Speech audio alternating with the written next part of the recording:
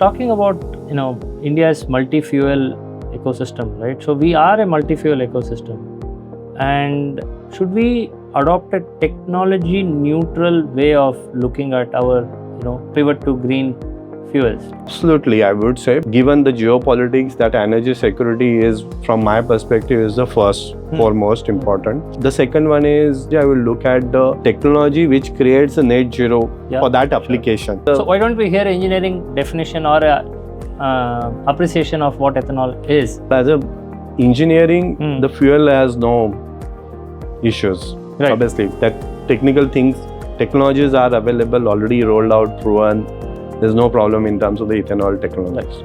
So ethanol is totally safe for the engines. As an engineer, why don't you tell us the difference between a regular ICE engine running on a blended petrol versus a FFE? So engineering wise, I would say when you talk about a flex fuel, it's as the name says, is a flex fuel. So there is a different variety of the blending with ethanol you can do. Right. It can up to even E85 or E100 as well. TechMotive, the company you run today, you are a ecosystem builder. So Thank you. What exactly do you try to achieve when you bring together an OEM, OMC, maybe 10 more players into the room? What do you try to achieve? So basically, data space is nothing but a framework where within the network of players you can share the data or exchange the data in a most secured, trusted, techno-commercial and in the sovereign way as well. So in India, are EVs going to disrupt ICE, or is it only in the two-wheeler segment? I don't think it's a disruption in that context, because it's a kind of a complementing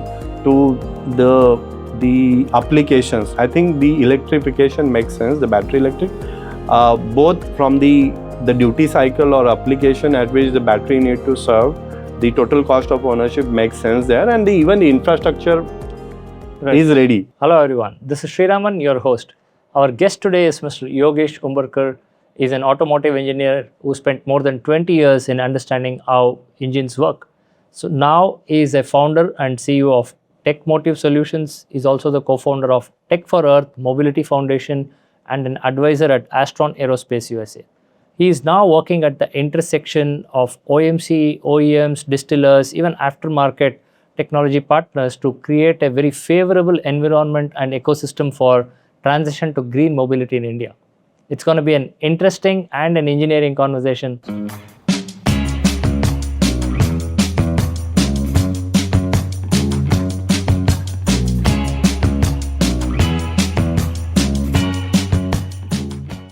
Hi Yogesh, welcome to the show. Hi.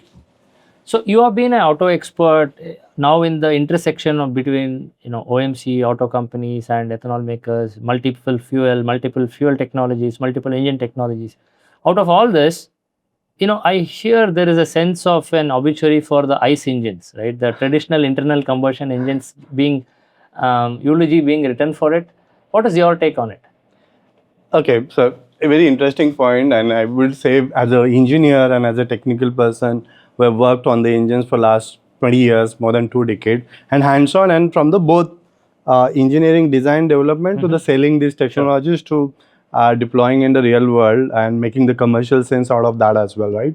So with that complete techno-commercial angle, I will say it's technically insane, literally, in that kind of a context, because there is no way that the ecosystem which has evolved over the more than so many decades, right? Almost 100 years now. Yeah, more than 100 years when you say.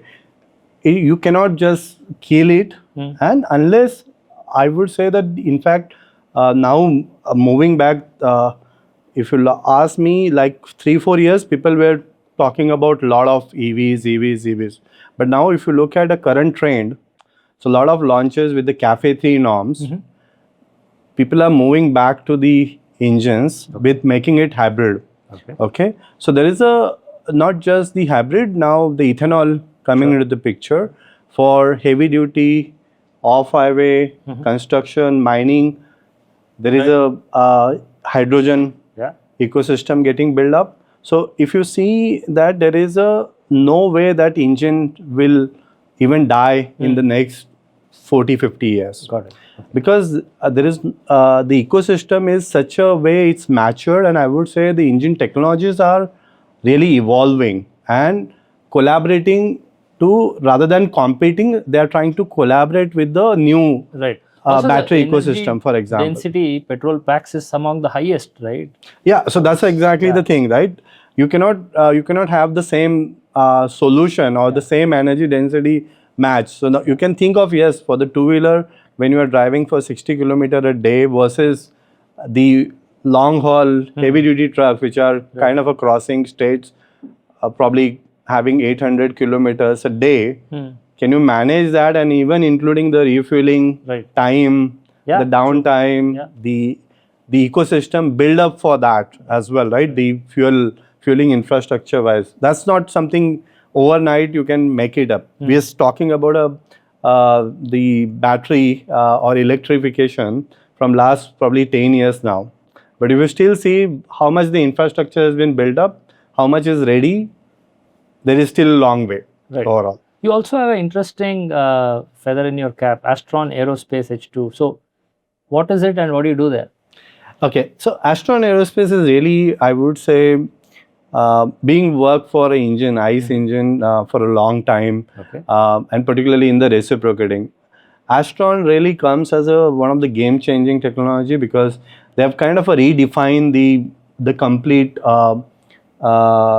the physics part of the combustion. Sure. Okay, so what they have been doing is they've been combining the rotary engine concept and the gas turbine, and that's where many people get confused with Astron Aerospace. Aerospace being like, okay, Are you're they designing like some stars, Tesla or SpaceX sending SpaceX and yeah. so on. So, are you designing something for a aerospace? No. It's basically the propulsion. Obviously, where it started, that particular area in the US is more dominantly working for aerospace. Okay. So that's how the name they got it. Obviously, intention was to really make a compact engine. So this particular engine is literally of this particular size. Okay. Okay, so less than 60 kgs weight, less than 100 parts, and with the capacity to potentially, the way we are doing the dyno test and so on now, we see the potential of generating at least 300 HP Wow. out of that. So the kind of energy or the power density you call is phenomenal, and that's where it's So, will prone it be for. used in a commercial vehicle or only for maybe a F1 engine, or what is it? No. It can be used anywhere. I think the lowest hanging fruit, although we were trying to design it for aerospace, or now there's a lot of traction we're coming on the UAV side, because they need a very small compact engine. Now we're trying to do it mechanical FIE as well. So now even that has got a use case in the defense, because now with all the electronics and IoT, they want to have all the mechanical. They want to move back to because somebody cannot track or trace or manage it with the mechanical or at least hack it, or remotely shut it down and things. Exactly. So those are the things where they're trying to have that kind of an engine very compact for a UAV interest. The other interest where we are quickly trying to get it is into the power generation, because there's a big potential and it's a modular. Right. So likewise, if you are looking at, let's say, more than a megawatt, you can have those 4 engines running in series, Right. and you can manage that kind of a power. And you're kind of talking about probably the weight and the size less than 1/10 of that. Yeah. Okay, so and in the efficiencies also we are trying to achieve. So, are they in more. production right now? So right now we are in the prototype stage. Okay. So we have done the dyno test, and then we are trying to work with multiple, I would say, countries, and in each country we are trying to have one commercial segment partner who will build up, because there's no way otherwise you cannot build so many applications. It can be used for power generation, aerospace, heavy duty, agricultural, construction. Right. You can put it anywhere, but then we trying to find a partner. And that's an ICE engine that has turbine properties with it. It's like a it's not a reciprocating piston engine. okay. It's a rotary engine plus turbine engine. So it has got two, I would say, combustion chamber, one for intake and compression, and the other side is It's like a mini aviation engine. You can call it as a combination in terms of the density, right? So that's the biggest advantage, and the less mechanical component part including you don't need a much cooling requirement. The thermal management is sorted out Right. the way it is being designed. And we really seeing good traction actually in the power generation now, because in the US as well, there is a lot of data centers coming. Yes. And what we are seeing is, and that's another reason where I would say that engine is not going to die, and particularly in the US, there are, unlike some of the parts of the data center here, where they're looking at a more battery electric storage or BSS, but they're looking at the power from the engines. Right. There are certain engines, they don't care about what is the emission, we just need a power, because there's such a surge in the demand. Right. Some of my friends from where I work for Cummins and so on, they are trying to say that there is an order lack of 2 years. Wow. Yeah. So That's when the you demand say right that, now, yeah. you can see Yeah. the There's traction for the engines coming, including the hybrid. I know I would say it's picking up a lot, and that's what my still. So I moved. My career has been moved from the engines. Later on, got into the battery electric mode.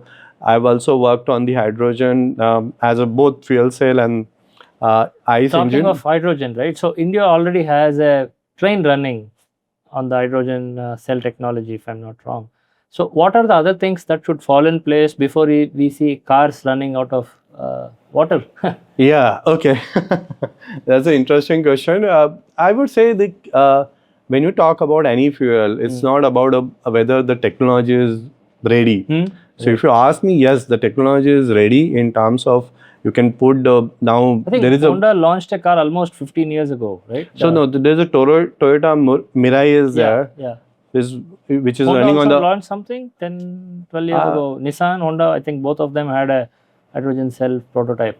So I think if you ask me, the prototype has been built up Yeah. by multiple players, including when I used to work with the Korea as a responsibility, I've seen there is a same hydrogen fuel cell from Hyundai rolled out commercially. There is a Toyota Mirai, but I think the key thing where you look at is the infrastructure, the overall ecosystem, the way our ICE engine, the fueling It's evolved, station infrastructure, again, a that century is of evolution, right? yeah. So that infrastructure, the cost aspect, and where the vehicle cost itself, Right.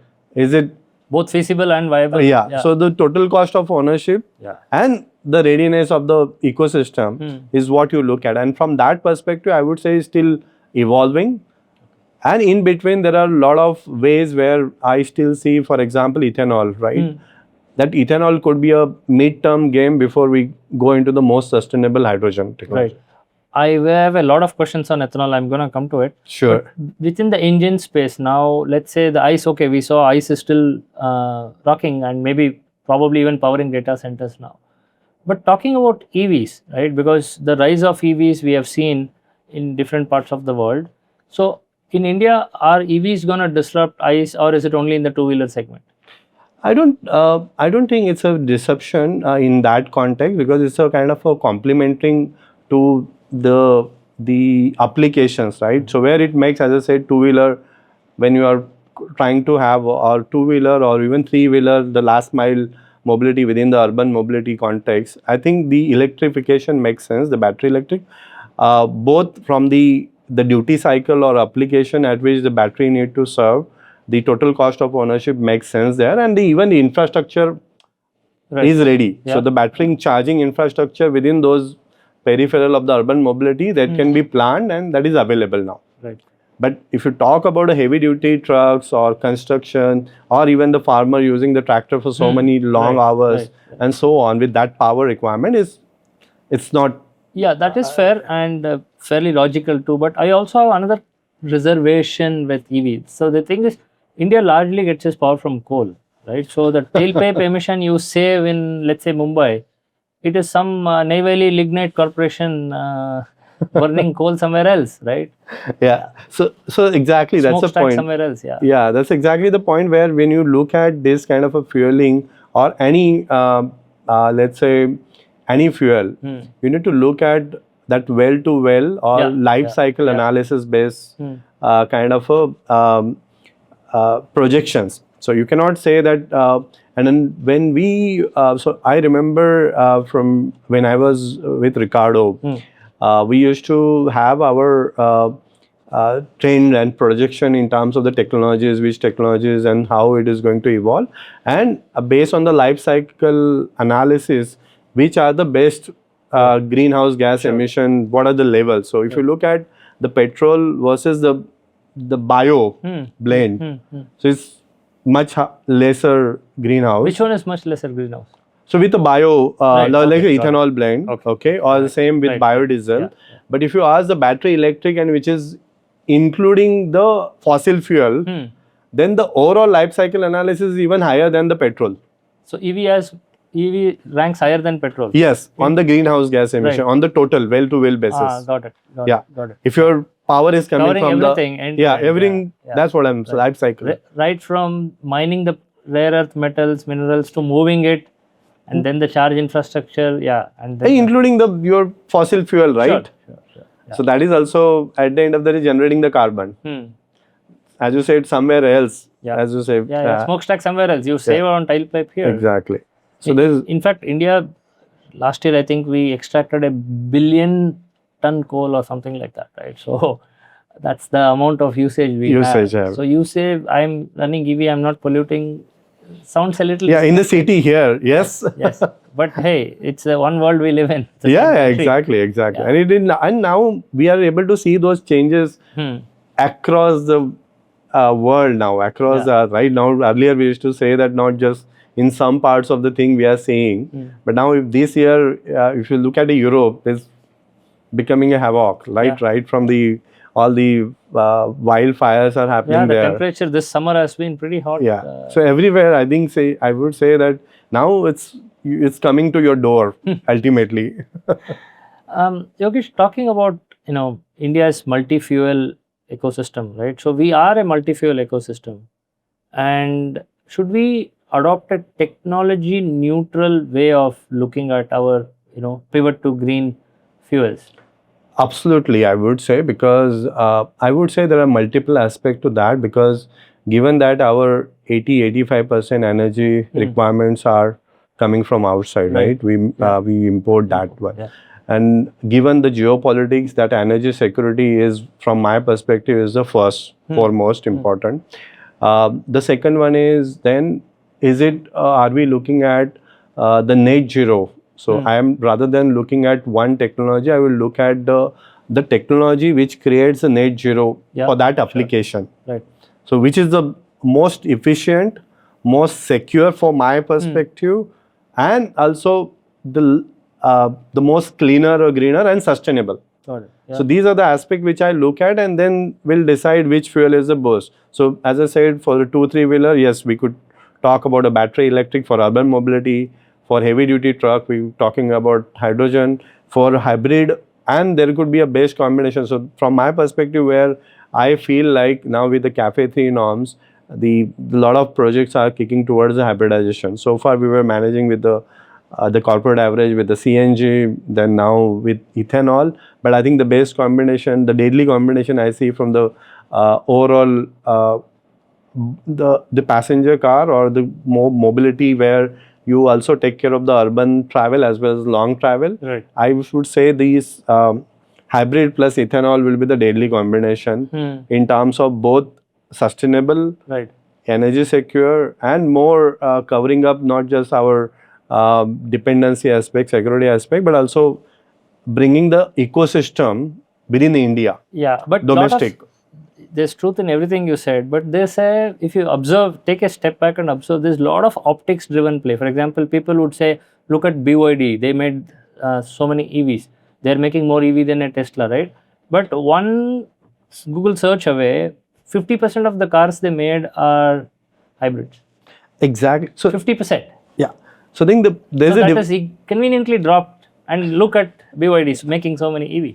So I think I always say that people should define that whether it's and that's where the terminology in the automotive we use is BEV. Yeah. It's a battery electric vehicle, right? Rather than when you try to say that, it's better to say that it's electrified in some format. Right? So you say all hybrid. Now we've been saying that there's a news, the JSW Motors who has launched EVs with AMG. Sure. Now they're purely launching the hybrid vehicles, Yeah. the PHEV and range extender. And so I have a lot of partnership with the China. And then I have been observing the China's trend across, talking to the automotive guys there, good friends. And what I'm seeing is their trend is going to the range extended electric vehicle, because they have optimized their mentality, and their mentality, the Chinese mentality, is similar to the Indian mentality, where we don't want to have a 2-3 cars, right? We want to have one car which can cover my day-to-day travel, as well as my, let's say I'm from Mumbai but I stay in Pune, so I want to have that weekend travel also without any hassle. So for that, they have matched up the range extended electric vehicle is the best. So again, that is nothing but the electrified. ICE engine is still there. Yes, of course. Exactly. Yeah. So again, 50% of BYD are hybrid. Yes, exactly. So I would say that there is, from my perspective, if you ask, this is even, as I said, during Ricardo's strategic kind of some of the presentations, which we used to project, like there is a 33, 33, 33. So we used to say 33 is battery electric, 33 is hybrid, and 33 will be more hydrogen, biofuel, or those alternate fuels option would be there. Right. That is how, if you look at the complete mix, not just two-wheeler, I'm saying the complete mobility, which covers up all the. So it's not for one vehicle 33, 33. No. Okay, the category, the overall mix. If you ask me, the mobility mix, right? All the powertrain consideration. This is how you will see it towards the end. Right. So since you mentioned China, and they are adopting a little bit of more of hybrid and EVs, right? How is that it works out for them and not yet for us? I think the main thing is the ecosystem which they have built up. Obviously, they have a clear advantage in terms of the rare earth materials, okay? Yeah. Which is locally available, which is the key requirement when you talk about a motors. The second is lithium. So obviously, they've strategically managed that supply or value side.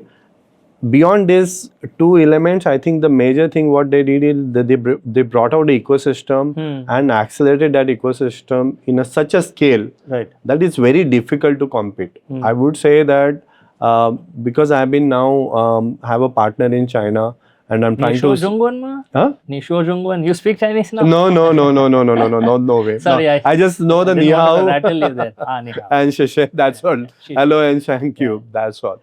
But then, and then there are a lot of companies there who want to enter in India now, and as a partner, a B2B partnership, the collaboration, I am coming across so many companies. And when I talk to them, I think Agratas is also pretty ahead in that. Yeah. So the Tata is the battery. Yes. So if you talk to me, current the complete battery cell side is still, we are dependent on them. Right. So that gave them a head start and a significant competitive advantage. Yes, it's very much. I would say that, as I said, beyond the technology, the ecosystem and their inherent resources. That is from making the cars. Even adoption, we have been a little behind. I think the adoption, that's again the two aspects. One is the cost.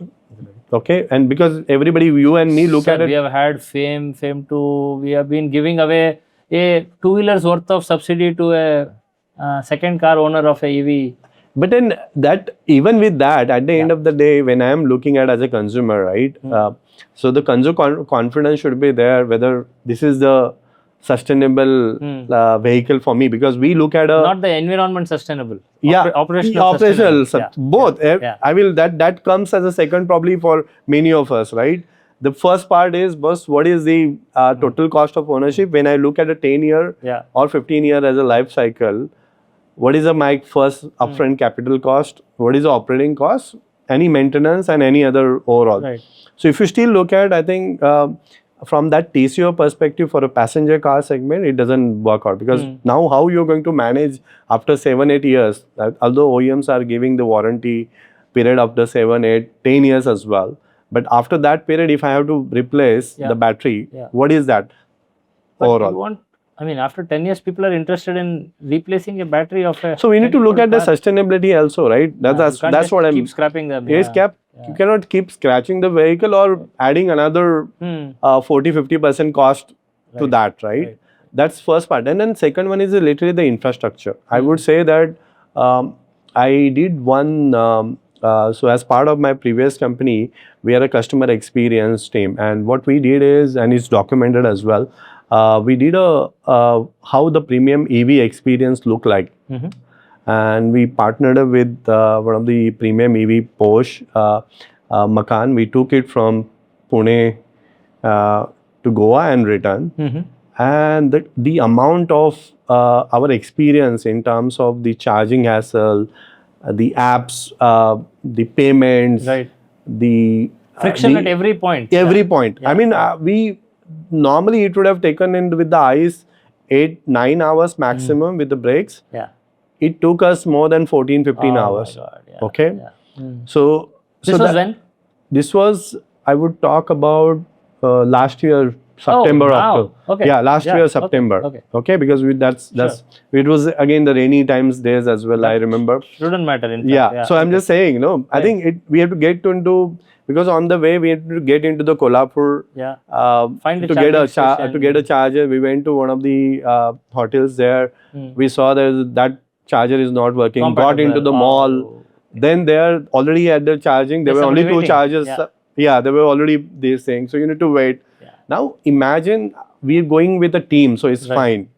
Can I manage that with the family, with the kids? It's gonna be. Can a they chaos. wait? Yeah. I don't think that. So even so, literally my experience was I had booked up one of the EV. I had to think whether really I should go, because I wanted that for a long journey experience. Well, within the Pune city, I try to take Uber and so on right now. So I told you I'll come back to you on ethanol. So your recent interview and article and all your clarity on ethanol made a lot of sense and received a lot of appreciation. So what is the needle moving insights that we have? Is it something that the state is going to roll out anyways, right, irrespective of consumer sentiment, or is it going to be much more weighted and measured now as the next step of rollout comes in? See, I would like to touch base on the core engineering aspect first. Okay. Sure. From the engineering per se, I say ethanol is not the way the social media has portrayed it. Yeah. Clearly, it is a. So why don't we hear engineering definition or a appreciation of what ethanol is? So ethanol is totally safe for the engines. Okay. Obviously, we need to look at the certain elastomer, hoses, and those components. But I think from the BS 6 2023 upward, or even earlier, they are compatible. Right. So you need to, when you talk about ethanol versus a petrol, there are 3-4 key things you need to change. You need to look at the compatibility, the material compatibility for certain components. That's first part. You need to, because the ethanol energy density is less, you need to put more fuel, right? So you need to look at that injection calibration. You need to change, okay? Yeah. And the third aspect is you look at the emissions. So I would say from the first 2 aspects can be managed, because the fuel economy, yes, the way they talked about 20-30%. No, it's nowhere. about single digit, right? Yeah, Lower it's a single digit, lower to single, Yeah. around 5% depending on the things. And that you cannot make it out quickly. I mean, somebody is saying that, oh, I filled up ethanol and I immediately saw the impact. It is no apple to apple comparison there at are all. tweets where people said my Swift VDI has reduced mileage thanks to ethanol. So it's a diesel car. Yeah, so that's the level of That's the level. That's what I'm saying. So from an engineering perspective, I think OEMs obviously do the engineering, complete engineering. So there is no SOP. The ARAI does the homologation, approval, certifications, right? So that roadworthiness is kind of covered from all the aspects. And since you mentioned 2023 onwards, look at Honda. They have been E20 compatible since 2009. So that's what I'm saying. It's more about the hype, not the engineering. From engineering per se, as long as the fuel is. So would you agree with me when I say others who have a vested interest in 100% petrol would create this? I wouldn't. I mean, they need to look at whether it's a realistic in the engineering perspective. Now, if the agendas are different, Yeah. I mean, The noise created, right? Because most people don't know what is E20. Most people, I'm telling you seriously, most people don't know what it is. And they may or may not even have noticed any fuel efficiency questions, right? as you said, diesel and the ethanol talk. Yeah. So they hear it, they hear the noise or the chatter, and they join to, add to the noise anyways. Yeah. And I mean, I can't attribute who's creating it, but it's my theory as as good as the next guy to me. But yeah, and if anybody has a vested interest in, let's say you are selling 100 rupees worth of petrol today, right? From tomorrow you are only selling 80 rupees worth of petrol because the 20 is now ethanol. So would you like to lose 20 rupees of business? Yeah. So something like that. No, but I think everybody need to look at it from the country national perspective, right? As an energy security perspective and then consumer perspective as well. And it has happened in 2 countries before. It happened in Brazil, it happened in Sri Lanka, much recent. After pandemic, they had a 2-day holiday in a week or something like that, right? Shutdown, 2-day shutdown due to fuel shortage. And then given the geopolitics, I would probably weigh more than my pocket as well, because tomorrow's my security is more important than today's some commercial saving. Small, right? And it comes down to very small, like that, about a few paise extra or something like that. Not nothing that you're going to lose your head over. Yeah. And then so for me, it's a more that ecosystem still need to evolve as such, but as a engineering, the fuel has no issues. Right. Obviously, that technologies are available, already rolled out, proven. There's no problem in terms of the ethanol technologies. Right. So, what does flex fuel vehicles mean to the ethanol ecosystem now, right? Because it's opening much more opportunities than just the E20 that we had. Yeah, I think that's really the interesting thing, because we are just rather than talking about a future next vehicles, making it flex fuel. Okay, that's definitely. But then there is a big meat available or big volume available on the roads, which can be converted into the flex fuel. Right.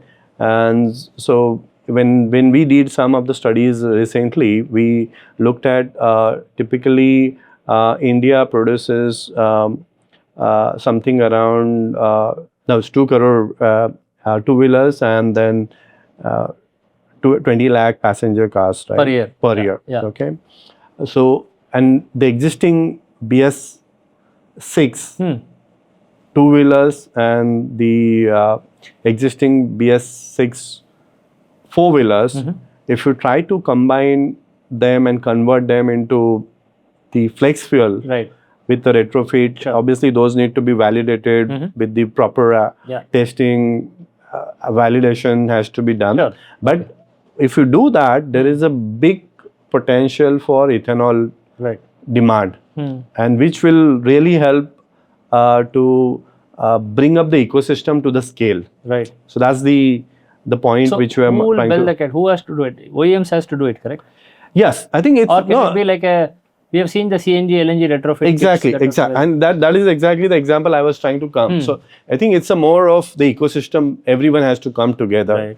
Obviously, the bio ecosystem, the supply side ecosystem, the demand side, which is auto side, the OMCs, the government stakeholder, and then the third party technology players, including ARAI, they all need to come together and see. But I would argue they are. For example, just a month ago, right, we saw FFV two-wheeler, FFV four-wheeler, FFV fuel pump, all rolling out in the same week.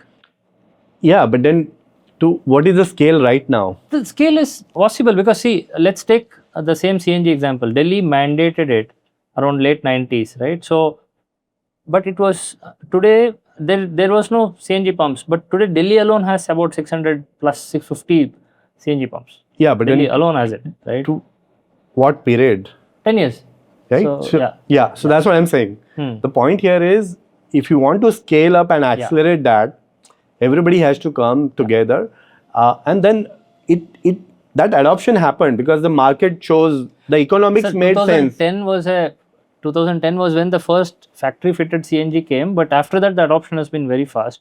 Thankfully, if you look at our EV adoption, we are 3-4 years ahead of schedule. So I mean, the 2010 India is very different from 2026 India. though. My point here is we need to bring those ecosystem together. Right. The way I see that, there will be different interests from different Of course. Yeah. stakeholders. Right. Yeah. So we need to look at as a national agenda where we are heading, and in that beyond the mandates. So that's what I'm always saying. What's the magic sauce? What is holding it back? You are I think, saying people should just get in a room and start doing it. Yeah, but no. When you say getting it together, there should be some body as a national program that how do we drive this? Because getting in the rooms, everybody will say yes. After the Yeah. thing goes. So what I've heard from some auto friends, automaker OEMs is it's happening. Ministries are driving those meetings, and that was the result of even the first rollouts that we have now. Yeah, but then are we able to get into the Indian? Because I'm not seeing any so far Indian FFE retrofit player. Retrofit, yes, not yet. But Yeah. the first factory made started rolling. No, out, no, which factory is- made is. But then that's what I'm saying. That's for the future, Right. right? For the existing. So my point was on the existing. Maybe it will retrofit. be a same playbook as CNG, like because we had Lovato and Italian, what do you call, retrofit kits that we had Yeah. right, before So we there's had European. indigenously Yeah. made. So probably So we will somebody have- has to see that how we could test it out those vehicles, run it for all the scenarios, and along with AI and so go OEM or OMCs, how we can.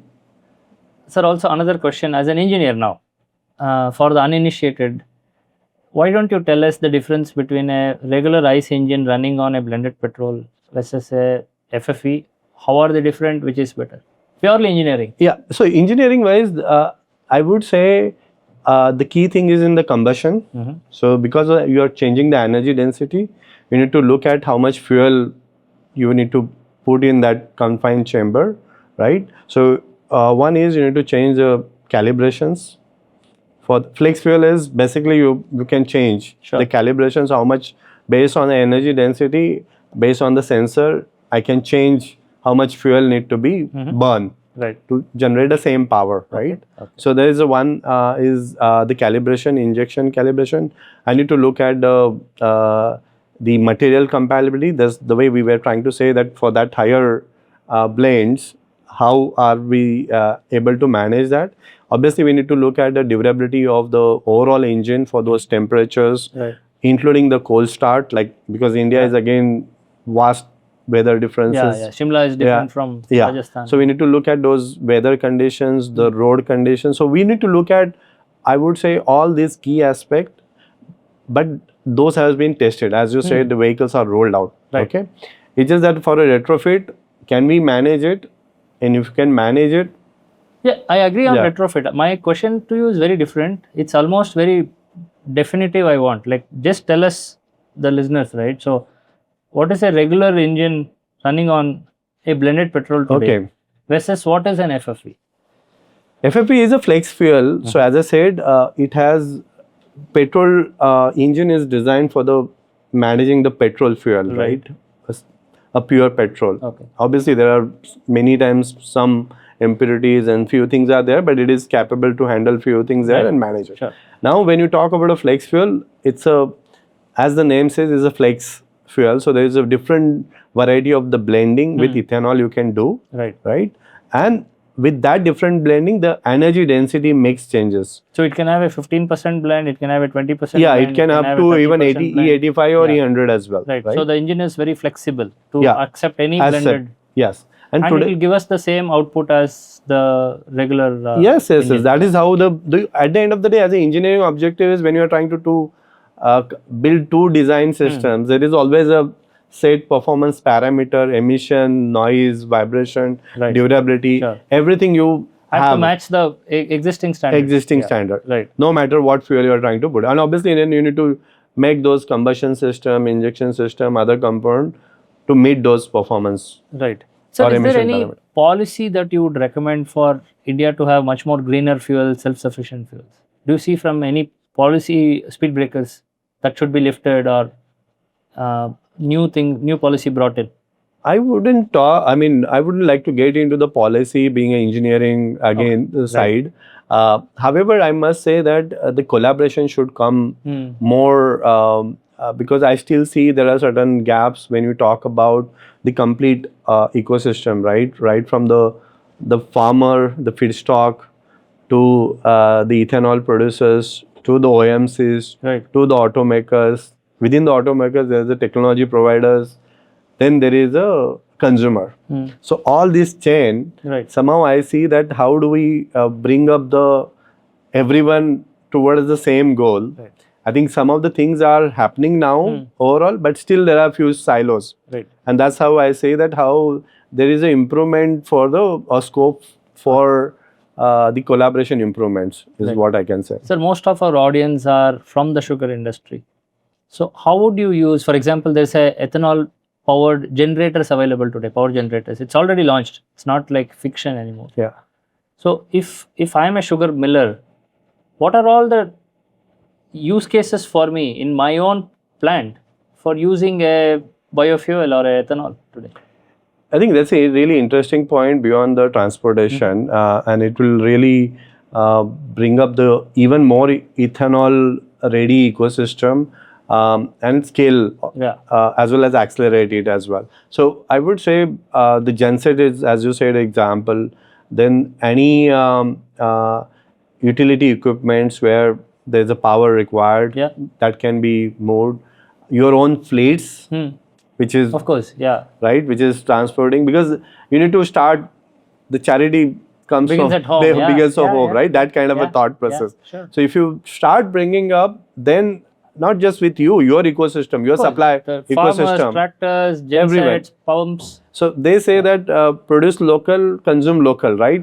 That kind of a thought process can be applied, and is more. It will accelerate the journey for everyone, because and that will create a data point that it's working, right? It's safe, it's even pollution free, right? And then with the scale, with the ecosystem, I think the others would adapt more as well quickly. Previously you mentioned, hydrogen is the long-term, destination we might reach. Ethanol is currently there. What is the connection and what does the pathway look like? So there is a even interesting study which I have come across. There is Sao Paulo University have done because the key challenge with the hydrogen is one is the generation cost right now. Okay, even if you manage that generation cost, the next challenge is the storage. The hydrogen need to be stored, and then transportation to all the distribution side, right? So I see that in that storage and distribution for that high pressure, highly inflammable hydrogen can be managed through the ethanol. And there are some studies being done where they're talking about you can carry the liquefied ethanol. Carry the ethanol, then break it down into hydrogen. With this there is a process called it will still be green? Yeah. Not a grey one? We need to check on that part, honestly speaking. But I believe that it depends on that process. If it is, at the end of the day, the green is made by the process by which you the energy. How much power did you use to make it? And that power, if it is a renewable, then it's become a green. Okay, so if I would say you can make it green as well. So now the key thing is with that ethanol onboarding, onboard you can convert into hydrogen, and then you can use it hydrogen for a real. And there are a lot of things going on across on the even hydrogen side. There are some studies going on with the biomass used to produce a hydrogen as well, right? So I would say there is a multi-fuel approach is what the India should adopt, and I think that is the best interest for the country where we are dependent on 85%. Absolutely. So this ethanol becoming hydrogen, for example, again, my audience, a lot of them are from the sugar industry. How do the sugar millers today, who are anyways increasingly becoming a biorefinery who also produce sugar, they are becoming that way, which is great. How do they start their first step, take the first step into hydrogen? How would a sugar mill take a first step into hydrogen today? I think I would say there should be some, from my perspective, I see that we need to bring this technology in the fruition in the commercial way.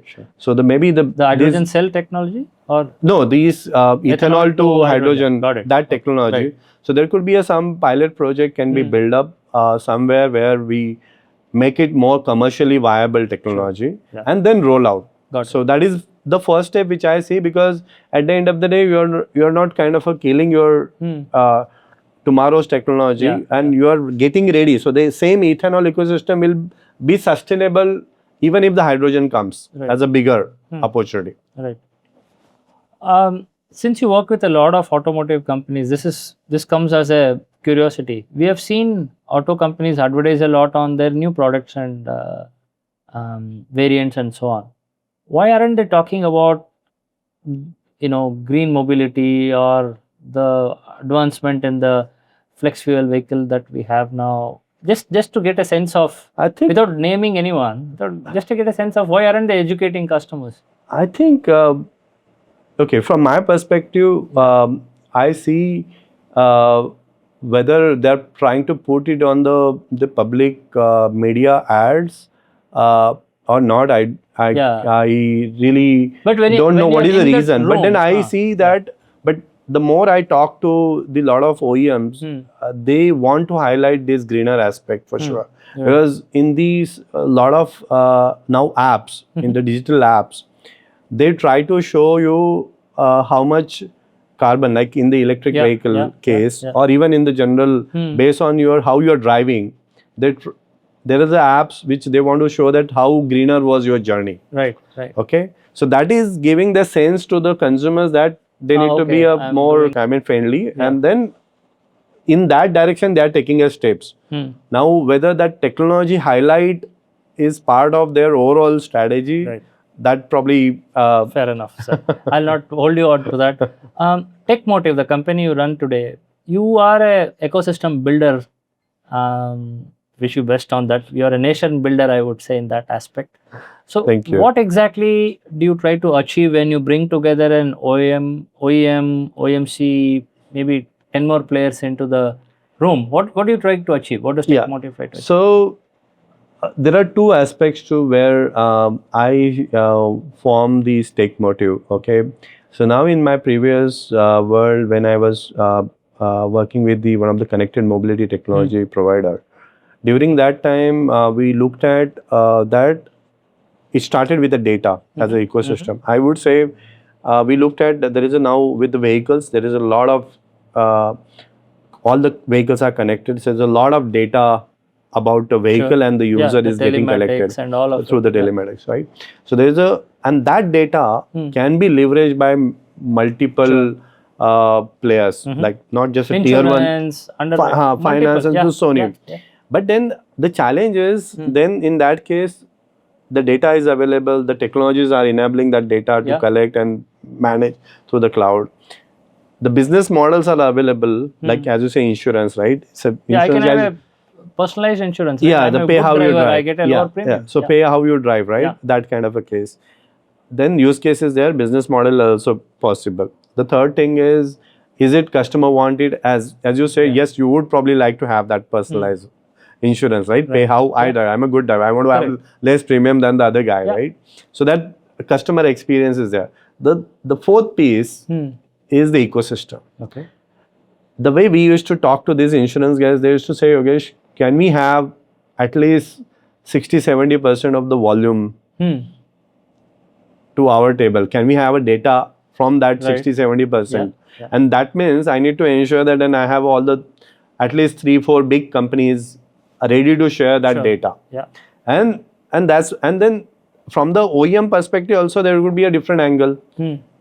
Am I getting the exclusivity with that insurance or with other 10 players? Right. So he also want to 10 different insurance guys. So how on the does table. TechMotive enable all this? So what we are now building up is we are building up a mobility data intelligence platform. Okay. So this is a data space concept. So which is in the Europe, there are international data space standards Like are open banking, right? Yeah. Or eSync Alliance for the OTA updates. Yeah, it's the same. So it's basically data space is nothing but a framework where within the network of players you can share the data or exchange the data in a most secured, trusted, techno-commercial and in the sovereign way as well. Got it. Yeah. So the data space is a standard. So using the international data space standard, we are building this mobility data Interesting. exchange platform, so that that ecosystem come together. There's no platform where OEM want to say that, hey, I have this data. And then what we are seeing is with all this connected mobility, okay, OEM have invested a lot Yeah. in terms of the hardware, software, telecommunication They cost, continue the to cloud pay the cost. eSIM for 3 years when the subscriber is getting it for free. Yeah. Yeah, or even the user, the car buyer have not even installed the app, Yeah. but still There's a the billing eSIM is running in the car. Yeah. yeah. So now that cost has gone beyond the level where they have to think about how do we Monetize the only byproduct from there is the data. Right. So how do They we got to monetize use that? it, yeah. And at the end of the day, how do we build the services? The good part there now is kind of I have put up earlier the OEM had a data access point about their car or asset was until the sale point, or beyond that until the warranty period when you used to take the car to the dealer or service stations, right? But now beyond that, everyone used to go to their local, so they were not having any access to add on any services. Right. Okay, but now it's kind of putting the sensor. So I know what is serum and today's health condition is diabetes, sure. tomorrow blood pressure. So I'll bring up the different services to take care of you. Correct. Right. Okay, so it's all predictive. Yeah, you can do predictive maintenance, alert, safety. There are many use cases. So we yeah. mapped out in the Europe, there is a potential of almost per car per year of 500 euros. Okay, potential, revenue potential. Just based on the data. Right. So data monetization potential. So now coming back to your question, what in this ecosystem? So what I also see here is each player is working in their silos, but the data probably can enable them together. So the way I see that with the farmer with AI can see how much the production yield he can achieve. The yield enhancement, soil sensing. So the bioethanol producers can look at from the OMC data what is the real time consumption and what is the demand coming on him, right? The capacity. And the OEM also looking at the fleets. How much is utilization and what? Efficiency. So it's all that data. If we combine together, there's a lot of intelligence can be come out, and which would be beneficial for the complete ecosystem. So that's the thing. I mean, obviously, I've worked with now all these various at least automotive ecosystem. Now I'm getting connected with the bio ecosystem as well, and there I see plenty of opportunities where there are still some silos, but data can bring them quickly together, right? Because data speaks. And also the industry is converging, sir. If, 3-4 years ago, even look at our own sugar conference that we put together, we wouldn't have thought that a automaker head would be in our conference, or somebody who's in the aviation space would be in our conference. What conference? I'm talking about sugar conference, right? So who would have thought automakers would be in a sugar conference, or aviation experts in my sugar conference, or a engineer doing CFD in my podcast, right? I have a similar example. There was an automotive conference and I saw the doctor. Now you also figure out what is a connection. So there was a case of the connected health. Okay. Right. So this guy who want to be a more commercially want to understand on this road, whenever the guy, because now many of them you have a smartwatch which can check your pulse, temperature. Right. The moment there is some issue with your health, can I get a notification? So that I can quickly help him and obviously generate a business revenue opportunity. So that's how it is, right? That's so how once it is. Things are connected, it becomes much more, the use cases grow, the business grow like anything. So in terms of all the things TechMotive is doing, how does it help like I said, though industry is converging, how does it help a sugar mill? How does it help a distiller? How does it help an ethanol trader? How do you see the dots connecting? Yeah, I think the way I said earlier, my point of dot connection is the way I see is right now the synergies are like this much, but they're not like totally tight. integration. Right. Okay, and what I see that right from the production supply side to managing the demand side, and my perspective is many of the things happened, they started parallelly and not in kind of a sync Okay. situation. Right. And that's where we see there are certain Inefficiencies. inefficiencies in the system, as well as there are issues popping out. If those communication, They're siloed. Yeah. they're silos, right? Yeah, At the end of the day, when you roll out any plan or any national agenda, you need to see that all the stakeholders are on the same table. They are moving cohesively. Oh, what is your interest? What is my interest? What is the consumer interest? Right. Can we map out the story together? Right. So Get what all are some the. of the fixes TechMotive is doing?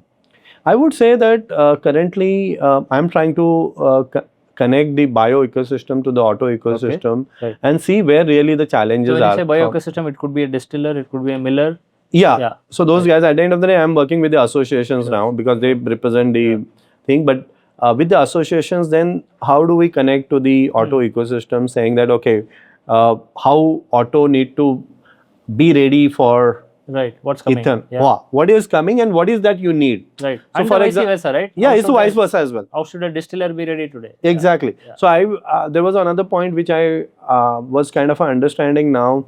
There's El Nino, right? I mean, let's say that within the 3-4 years, the ethanol is accelerating, picking it up, and there's a big.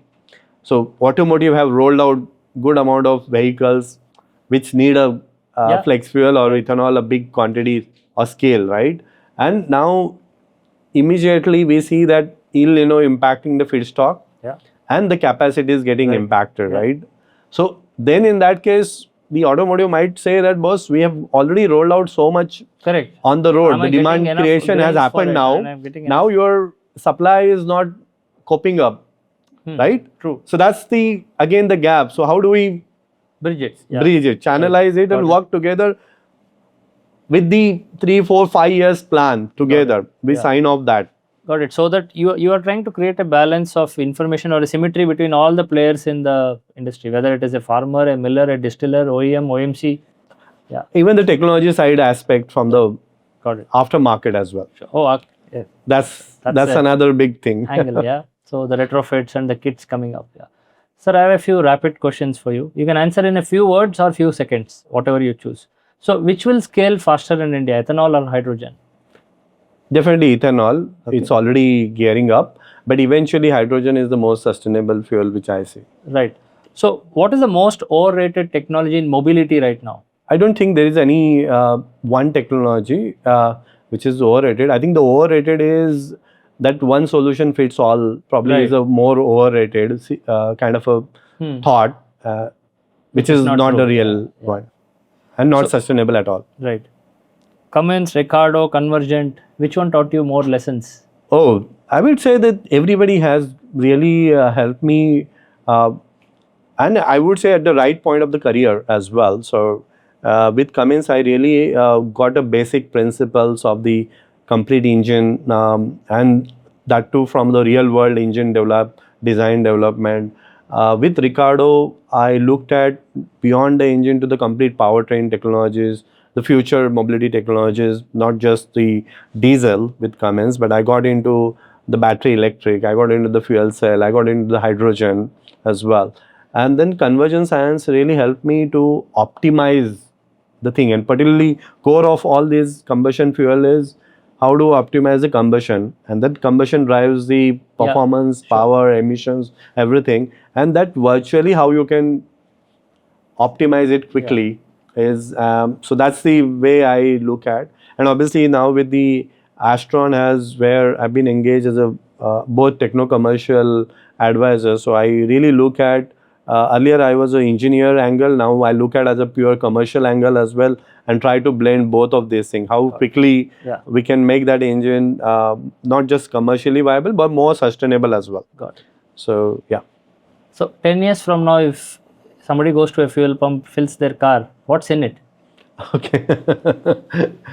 Obviously, it depends on the application. That's my answer. But then, A passenger vehicle, 10 years from now, they go to a fuel pump, what are they filling?